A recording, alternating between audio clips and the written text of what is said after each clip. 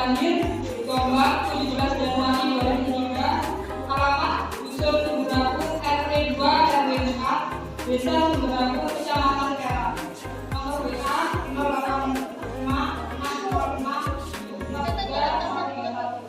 0856454331, pendidikan formal SD Negeri Sumberakung, SMP Negeri 1 Jombang, SMA Negeri 2 Jombang, Universitas Darul Ulum Jombang sampai sekarang. Jenjang pengkaderan alumni Lakesta Moro, alumni Laktos Pekalongan.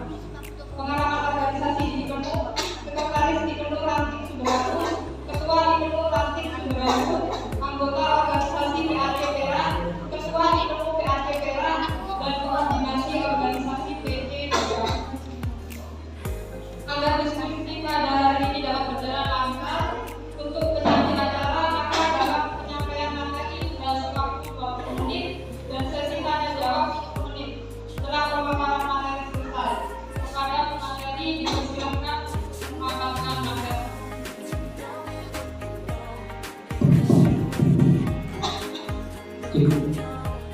Assalamualaikum warahmatullahi wabarakatuh.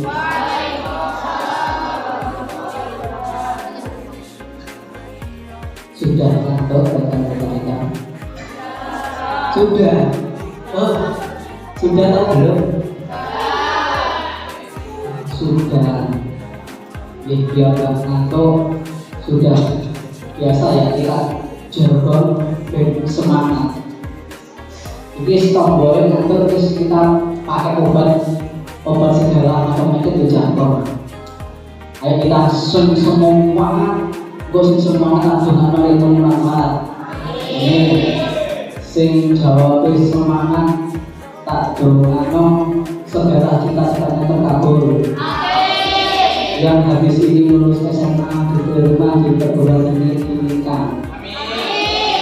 Yang habis ini SMP lulus diterima di SMA pendidikan.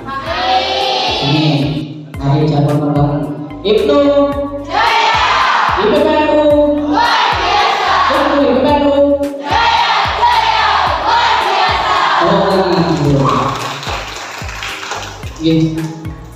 Sebagai rasa syukur kita generasi Ibnu, kita berdoa dulu sebelum mulai materi.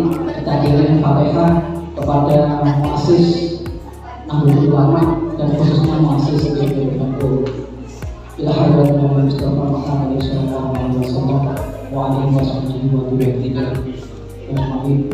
Pada Rasulullah sallallahu alaihi wasallam. Wa ila hadratin Rasulullah sallallahu alaihi wasallam. Syaitan. Wa ila hadratin Rasulullah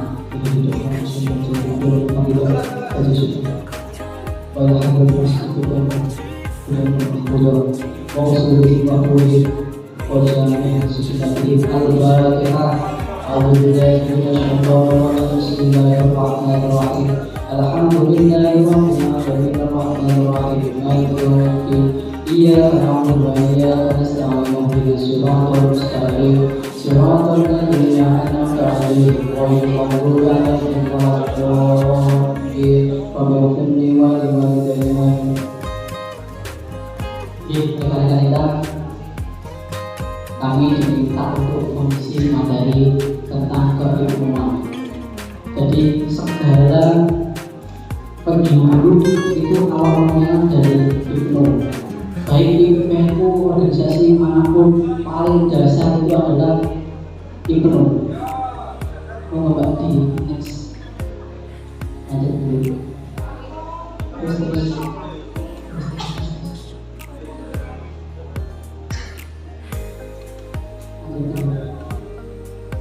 langsung ke itu. Nah, yang sedang jenengan laksanakan sekarang adalah berada di pengkaderan paling tingkat dasar, yaitu Makesta. Jenjang selanjutnya itu adalah latihan kader muda. Jadi di dalam Makesta ini tujuannya adalah diminta adalah sampai setia. Ya, seperti arti pada Makesta yaitu masa kesetiaan anggota. Sampai harus mulai sekarang Kalau tadi mungkin sebelum-sebelumnya sampai pakai style berangkat karena apa? Ada yang berani jawab nggak? Ini mic saya kasih ya, monggo. Sampai berangkat pakai style karena apa?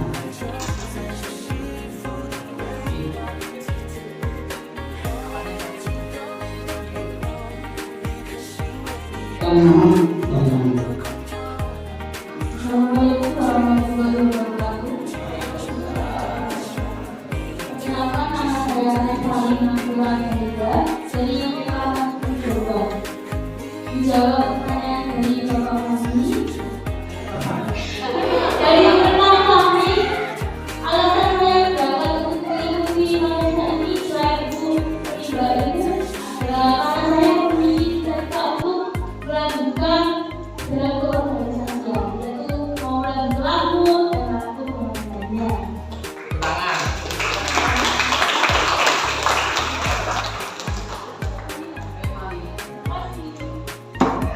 alasan yang bagus sekali ya rekan-rekan. Ini salah satu contoh kenapa kita itu harus memiliki alasan yang jelas dalam berorganisasi. Karena apa? Kita misalkan kita melakukan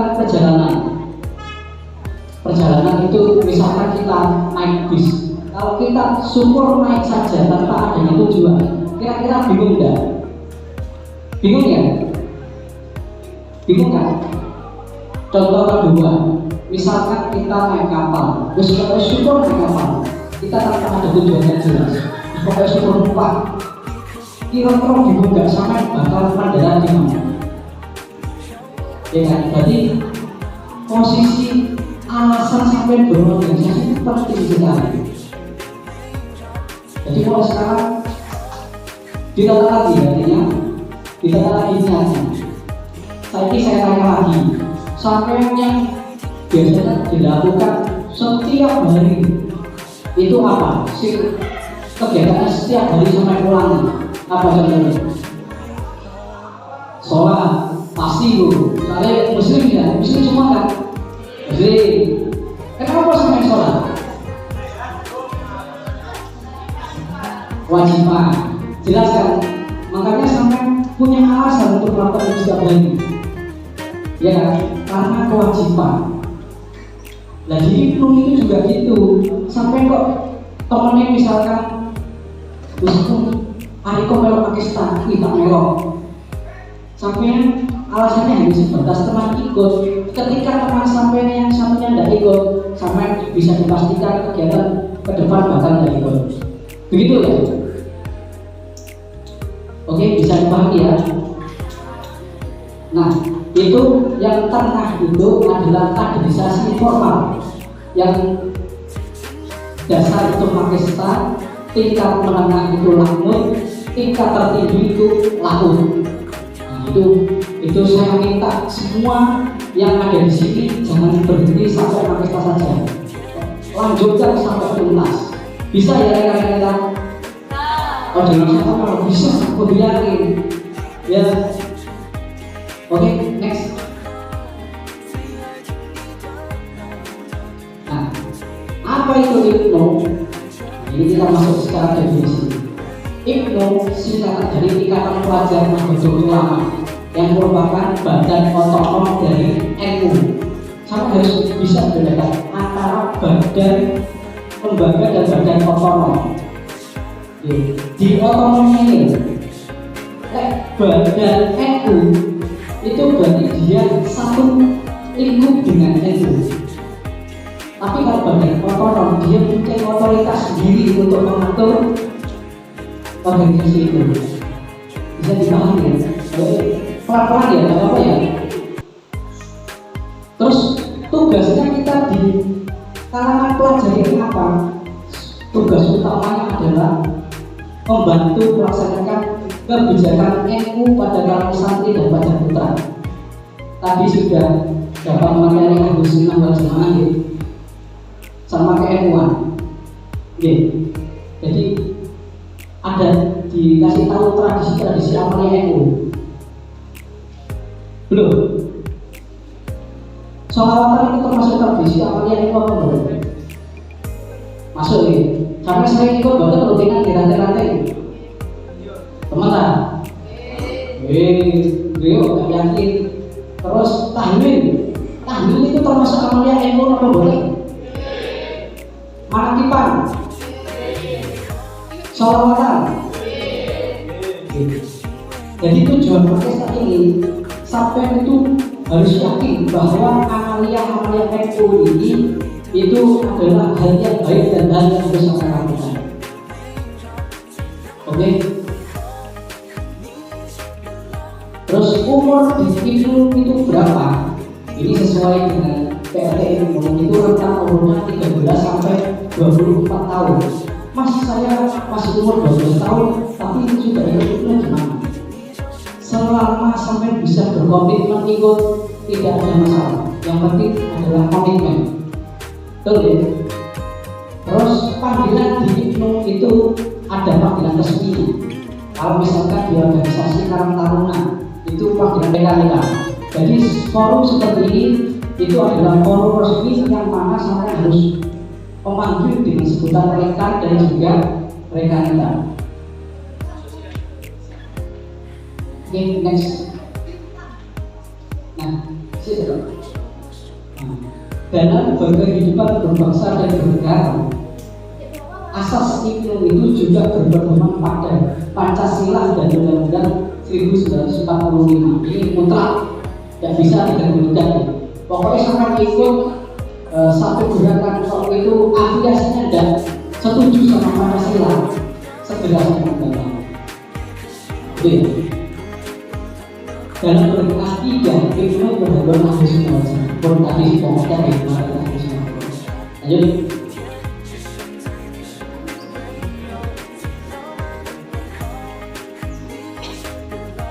Oke, sampai sini dulu. Jadi ada 3 aspek kenapa ilmu bisa berdiri. Yang pertama adalah aspek ideologis. Jadi kesamaan agama. Jadi mayoritas agama di Indonesia apa? Mayoritasnya agama Islam. Tapi mereka merasa Islam ini juga butuh yang namanya kader. Islam ini juga butuh yang namanya integrasi penerus. Terus yang kedua adalah aspek pedagogis. Jadi itu adalah antara santri, antara pelajar, antara mahasiswa itu ada gap, ada kesenjangan. Harapannya berangkat dari itu ilmu ini bisa jadi solusi. Dan alhamdulillah sudah beberapa tahun ini kita mampu menjembatani antara santri, pelajar dan juga mahasiswa. Ya, jadi segmentasi di ilmu itu apa saja? Pelajar, santri, mahasiswa, sekolah umum, pondok pesantren, universitas. Pelan-pelan bisa dipahami. Aspek sosiologis. Terus konteks. Terus.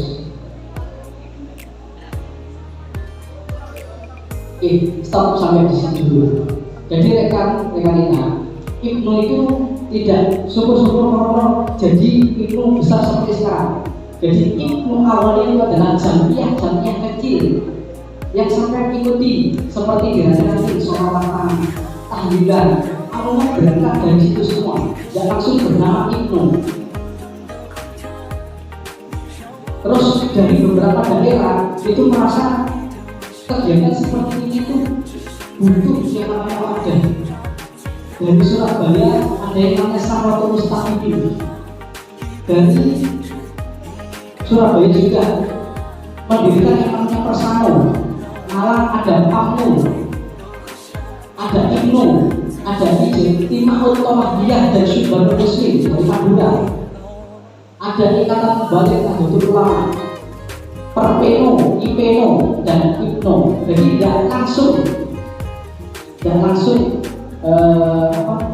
langsung bernama IPNO. Ada catatan sejarah bahwa IPNO ini muncul dari daerah-daerah dan tidak langsung pusat.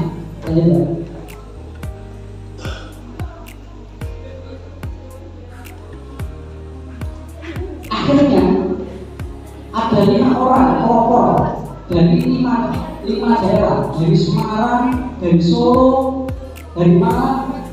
Sudah ya tadi. Ini mereka rasa wah kalau organisasi ini kok satu-satu maka gerakannya pasti segini. Kebetulan pada tanggal 24 Februari itu ada konferensi besar di Semarang, maka mereka mempunyai tekad untuk mencetuskan satu organisasi kepemudaan yang berakidah Ahlus Sunnah wal Jamaah yang akhirnya sampai ini sekarang yaitu IPNU. Maka berdirilah IPNU pada tanggal 24 Februari tahun 1944 di Semarang, atau berkaitan dengan tanggal 25 akhir 1377 Hijriah. Setelah itu ada konferensi sendiri.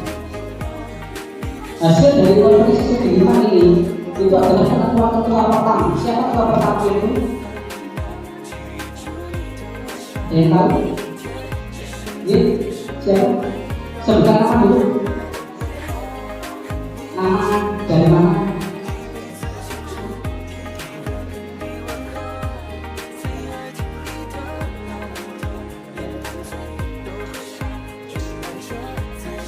Perkenalkan, nama saya Rasya Fernanda Aditya dari Pimpinan Negara. Ketua pertama itu adalah Muhammad Warga Mansur.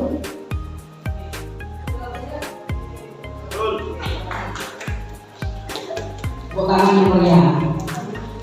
Jadi hasil dari peristiwa konferensi segini ini adalah penetapan ketua pertama yakni Kiai Haji Taufiq Mansur. Terus fun fact rekan-rekan kita bahwa salah dua, bukan salah satu ya, salah dua pendiri itu juga dinamakan di Jombang. Ada yang tahu? Ada di Pondok Rejoso dan juga Sumokerto. Kira-kira dinamakan itu siapa kira-kira itu? Ada dua pendiri IPNU di Jombang. Kalau bisa sampai IPNU yang minimal sekali pernah ke sana. Budi gak usah ngaco, gak ada ini. Ada yang tahu? Gak ada ya. Jadi yang dimakamkan di Jombang pendiri itu sangat banyak adalah yang pertama adalah Kiai Haji Abdul Ghani Malia, dimakamkan di Sumokerto. Yang kedua adalah Kiai Haji Sofian Molin, makamnya di mana? Di Pondok Rejoso. Kalau sempat bisa ke sana ya. Ini lanjut ya.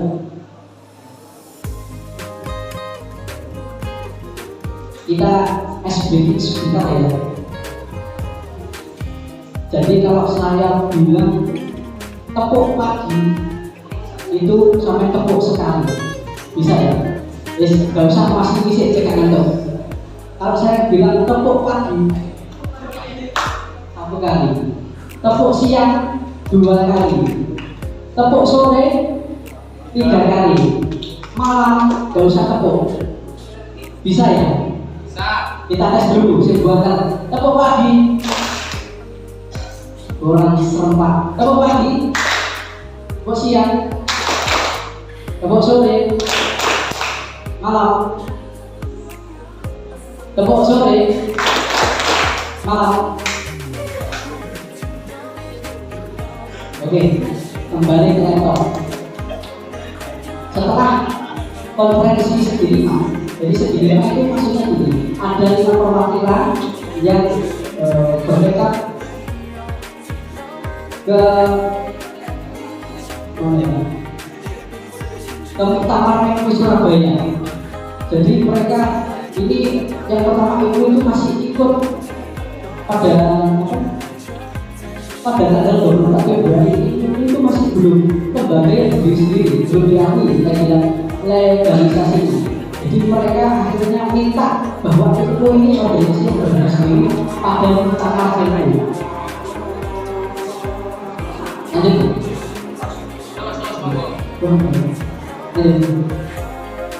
Oke, kita lanjut ke next saja.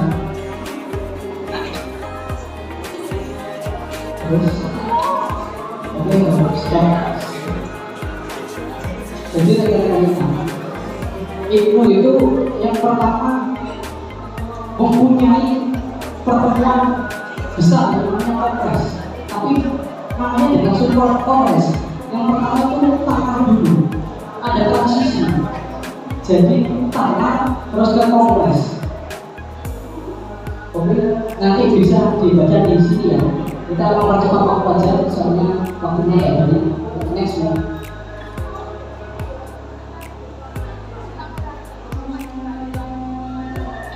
Nah, ini yang paling paling komersial pada rezim Orde Baru. Tahu ya rezimnya siapa? Zamannya Bapak Soeharto. Itu nggak boleh ada organisasi apapun di pelajar kecuali OSIS. Makanya sempat itu berganti nama dari Ikatan Pelajar Nahdlatul Ulama menjadi Ikatan Putra Nahdlatul Ulama. Itu pada rezim Orde Baru. Terus akhirnya kembali lagi namanya sebagai Fikir Muda Islam.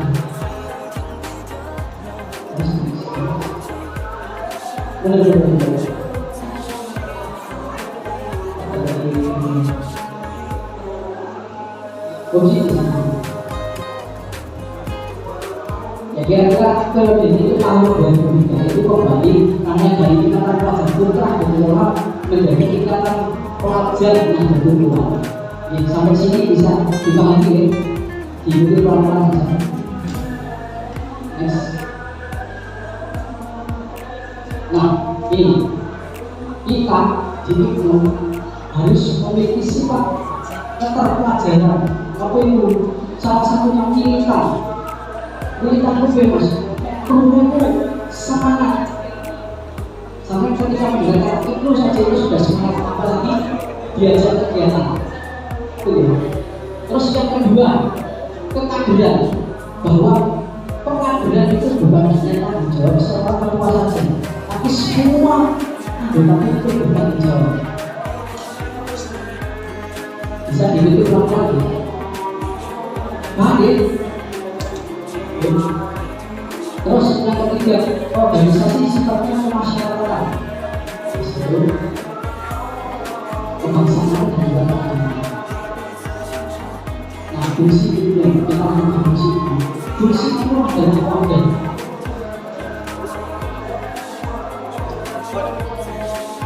Teman-teman, kita tambah lagi kita. Terus itu visi-visinya.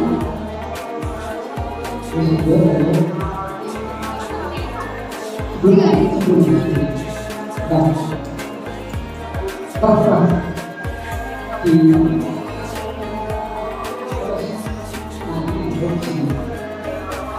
soalnya di sejarah ini langsung kita masuk di struktur ilmu. Jadi struktur ilmu itu dimulai dari tingkat desa. Yang sampai itu adalah desa yang disebut dengan ranting. Sebenarnya masih ada di bawahnya. Itu tingkat desa namanya pimpinan ranting.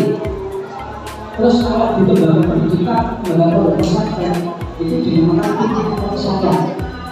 Yang nomor 9 ini adalah pimpinan komisariat bulan ini.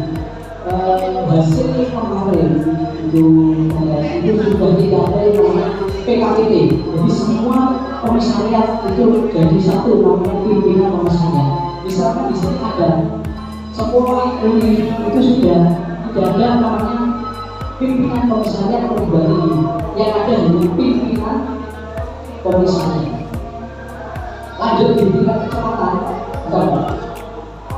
ada pimpinan cabang, disebut pimpinan cabang. Ada juga anggota di luar negeri, yaitu pimpinan cabang istimewa. Di atasnya lagi di tingkat kabupaten itu disebut pimpinan cabang. Sampai di provinsi pimpinan wilayah, sampai ke tingkat nasional pimpinan pusat.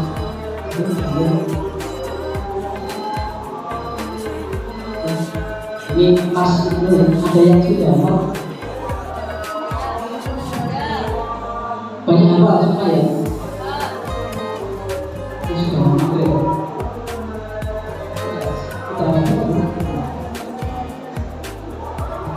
Dan waktu ini dari calon sudah yang dapat komisi balik. Mohon maaf rekan-rekan karena waktunya cuma sedikit, jadi nggak bisa maksimal. Untuk kalau ada pertanyaan bisa sekali.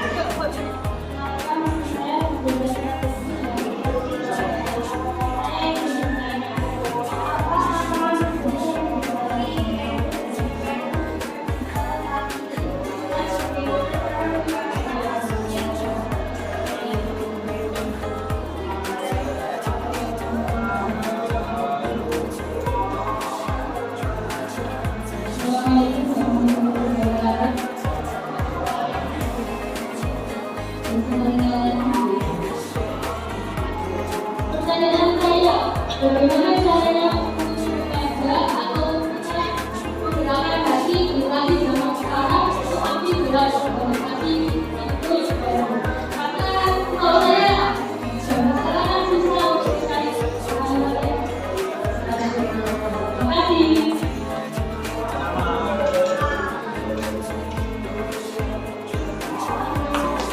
Beri aplaus semuanya untuk pertanyaan. Jadi pertanyaan pertama dari rekan-rekan saya freedom. Bagaimana menggunakan digitalisasi pada iklim dan lingkungan. Kita menghadapinya seperti apa?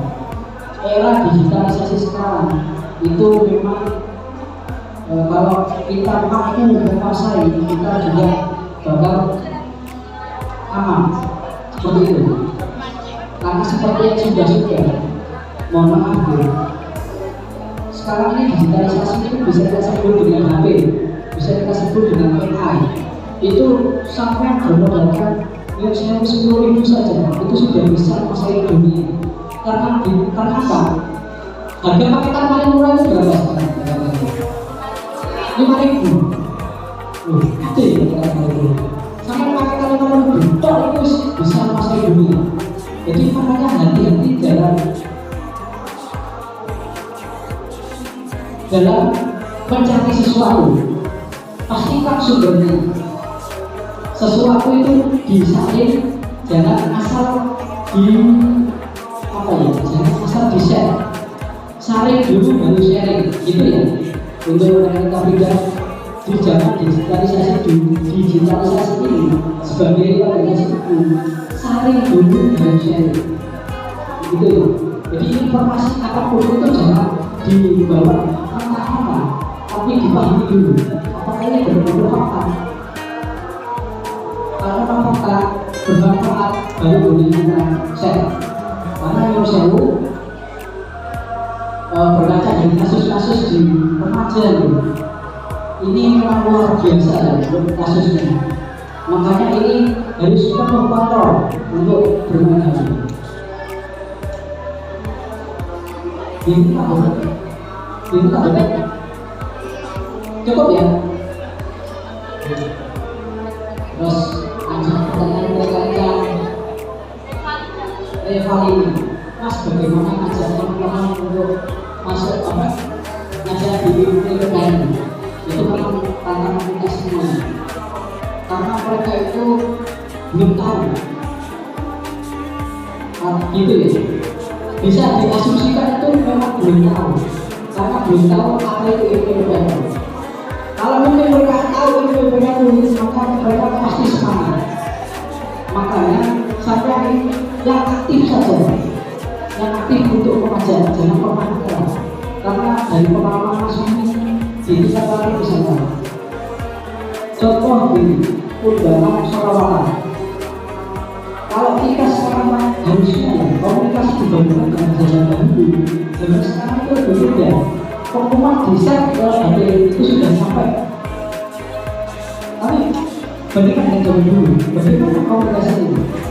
Pasti lewat dari mulut atau tertulis. Tapi ke depan, apa ya? Ramenya itu tidak seperti dulu. Begitu ya, kira-kira seperti itu. Kok sekarang sini? Makanya harus ada terobosan. Mungkin cara yang seperti dulu itu masih efektif dipakai di era sekarang. Contohnya undangan tertulis. Jadi mereka itu merasa terpanggil. Bisa dipahami ya? Jadi kalau nggak bisa ngomong assalamualaikum warahmatullahi wabarakatuh gitu kan, kalau nggak salah mereka dan rekan saya di bawah bandara pada segini jam segini. Terus saya yakin yang datang paling banyak 5 atau 10. Betul ya, itu yang kenyataan. Aku bandingkan kalau nanti di undangan itu sampai masih capek namanya yang tertuju, misalkan assalamualaikum warahmatullahi wabarakatuh. Kami dalam bandingkan kita wanita. Mereka itu merasa terbunuh aku dinda. Akhirnya sudah cukup menjawab atau masih kurang menjawab? Cukup ya. Kembali ke